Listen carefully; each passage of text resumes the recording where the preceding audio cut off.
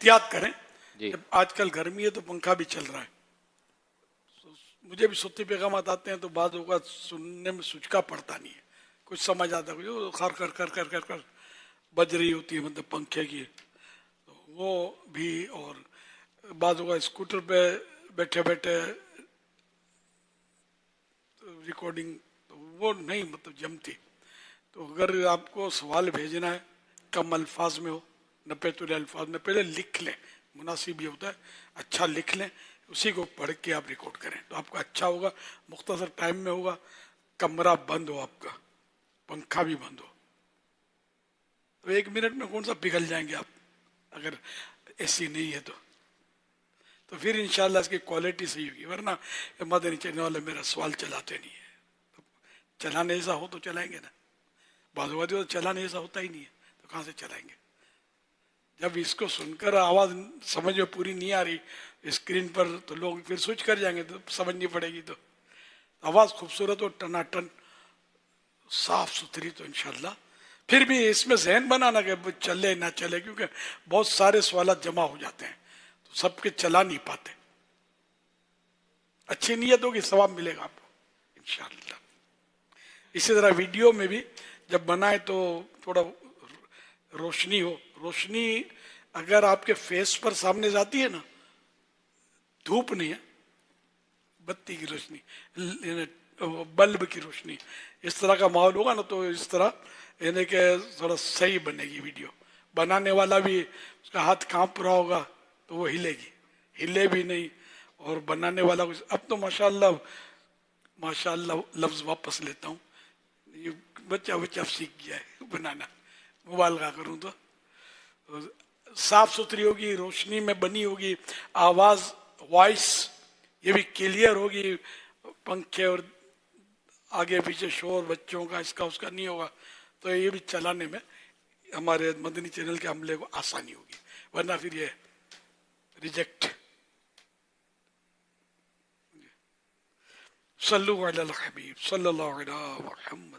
اسلامی بھائی توجہ دلا رہے ہیں کہ آپ اپنے لیے ایک سوال کے لیے اہتمام کرنے کا فرما رہے ہیں, اور خود آپ اتنے سارے جو میسیجز ریکارڈ کراتے ہیں تو اس میں کتنا دیر آپ کو بغیر پنکھے کے اور کیسا گزارنا پڑتا ہوگا وقت. میں نے کمرے میں اپنے اے سی لگایا ہوا ہے, گرمی میں بغیر اے سی کے ریکارڈنگ پنکھا بند کر کے کبھی کبھی کرنی پڑتی ہے. بجلی کا مسئلہ ہو گیا, اے سی ناراض ہو گیا تو بھی نہیں چلوں گا, تو پھر یہ کہ آزمائش ہوتی ہے, مجھے کرنا تو ہوگا کام, ڈیوٹی ہے میری. کبھی ایسا ہوتا ہے کوئی صاحب بھائی موجود ہوتے ہیں تو کوئی گتا وغیرہ پکڑ گئے, ایسا بھی کبھی کبھی ہو جاتا ہے, نہیں بھی ہوتا تو روز روز نہیں ہوتا ایسا. اے سی میں کرتا ہوں, پھر ضرورت ہے اے سی بند کر دیتا ہوں, کیونکہ ٹھنڈک ہوتی ہے اس میں کرتا ہوں, کیونکہ اے سی بھی آخر آواز نکالتا ہے نا, بولتا ہے یہ بھی, تو اس کے تو یہ بھی. تو اب میں یہاں مائک لگاتا ہوں, اس کے مائک آتے ہیں مختلف, مائک لگاتا ہوں, پھر موبائل میں مائک کا سسٹم ایک وہ لگاتا ہوں, تو اس سے آواز کیا وہ باہر کی آواز اس میں کم جائے گی, یہاں سے ڈائریکٹ آواز جائے گی. تو جتنا صاف ستھرا آواز ہوگی اتنا سننے والے کو مزہ آئے گا, اور بات بھی ہماری سمجھ میں آئے گی, کیونکہ ہم کو نیکی کی دعوت دینی ہے. جب گانے بولنے والے اتنا اہتمام کرتے ہیں کہ ہمارے لوگ گانے سنے تو وہ ان کے بم بج رہے ہوتے ہیں, ان کا اپنا ماحول ہوتا ہے. ہم اللہ اور رسول کی پیغام دیں, نیکی کی دعوت دیں, تو اس میں ایسی ہو کہ آدمی سنے, مزہ آئے اس کو, سنے گا تو کچھ سیکھے گا, تو کچھ آخرت کی طرف آگے مزید بڑھے گا. ہاں عام پیغامات جو ہے نا اس میں یہ اہتمام ہو نہیں پاتا, یہ اس میں پنکھا بھی بعض اوقات چل رہا ہوتا ہے, حالانکہ میں نے اپنے پاس ریموٹ بھی رکھا ہوتا ہے بعض اوقات کہ میں پنکھا بند کر کے کرتا ہوں, میں بھول بھی جاتا ہوں تو موقع نہیں ہوتا, یا ریموٹ قریب نہیں ہوتا, کرسی سے اٹھنا بیٹھنا یہ میرے لیے کام ہے, یہ میرے لیے آسان تھوڑا کم ہے یہ, تو یوں رہ جاتا. ورنہ میرا ذہن ہے کہ بیان بھلے ویسے صوتی پیغام کسی کو دیا تو صاف ستھرا ہو, تو سننے میں اس کو بوریت نہ ہو, کوفت نہ ہو. لیکن مجھے جو بھیجنے والے ہیں نا ان کو رحم مگر نہیں آتا, बाज लगे बंधे हैं जो बेचते हैं, लेकिन उनको पता नहीं होता कि ये किस तरह सुनता होगा, 2-3 बार बाजों का सुनना पड़ता है या अधूरा अधूरा समझ में आता है, वैसी खड़खड़ाहटी है, धड़धड़ाहटी होती है। अच्छा, ये करते करते भी जैसे कि अब दाढ़ी वाला है, ये दाढ़ी से टच होगा ना वो, तो ये भी आवाज निकालेगी, इसमें खड़खड़ाहटी हो जाएगी। तो ये थोड़ा इससे भी, दाढ़ी से भी बचाना, नहीं रहती तवज्जो, थोड़ा यूं दाढ़ी से बचाना होगा, थोड़े फासले पर बोलेंगे, बिल्कुल मुंह में डाल देंगे तो भी आवाज फट जाएगी। ये एहतियात से भरेंगे ना आवाज तो इंशाअल्लाह अच्छी आवाज निकलेगी। सल्लु अलल हबीब सल्लल्लाहु अलैहि मुहम्मद। ये क्लिप AI से बनाया गया है। سمي الله أخي أولا حتى لا يشارك الشيطان في طعامنا. بسم الله الرحمن الرحيم. شكرا لك على هذا التذكير، لكن لا أفهم كيف يشارك الشيطان في طعامنا والحال أننا لا نراه؟ سؤال ذكي جدا. ما رأيك لو نسأل فضيلة الشيخ عن هذا الأمر؟ فكرة رائعة. تعال إذا نسأل.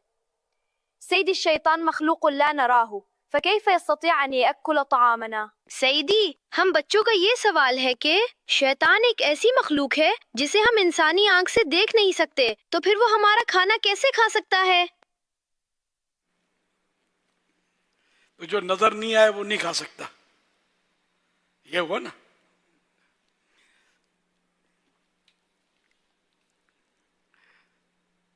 ایک بزرگ کا واقعہ ہے نا کہ یہ اسی طرح کا کیا وہ دوسرا کہ وہ مطلب ان کے یہاں مہمان آ گئے، کھانا کم تھا، روٹی 1-2 جو روٹی تھی اور کم تھا، مہمان آ گئے، انہوں نے مطلب وہ حکمت سے کسی، جب مہمان کو بٹھا دیا، روٹی کے ٹکڑے ڈال دیے تو حکمت سے چراغ گل کر دیا، بجلی تو تھی نہیں، چراغ بجھ گیا۔ اب وہ اندھیرے میں، ابھی اندھیرے میں سب کھانے کا حکم، اس نے کہا کہ آئیے کھائیے، اب روٹی کے ٹکڑے تھے، روٹی چونکہ کم تھی، اچھا سارے بزرگ تھے، ہماری طرح نہیں تھے کہ بوٹی مطلب بوٹے پہ ہاتھ مارے، آلو اپنی طرف سرکا لے، ایسے نہیں تھے، یہ بزرگ تھے واقعی، بڑھاپے کے بزرگ نہیں تھے، عمل کے بزرگ تھے۔